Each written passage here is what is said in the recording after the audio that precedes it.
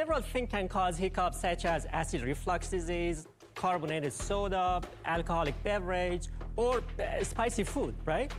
So any of these can trigger the diaphragm here, and then this spasm gonna quick send a message to the brain through the phrenic nerve, and then send a quick message to our throat, and gonna close the valve, and this is the time you hear the sound of hic, right? And this gonna go again and again as a vicious cycle. When you drink through the Hicaway, we calculated the length and the diameter and the valve here to reach out when you drink water through it to reach a certain pressure. And this keeps the diaphragm for, like, let's say 5 to 10 seconds, pull it down and keep it there. So for 5 to 10 seconds, these two, the diaphragm and the valve, are closed.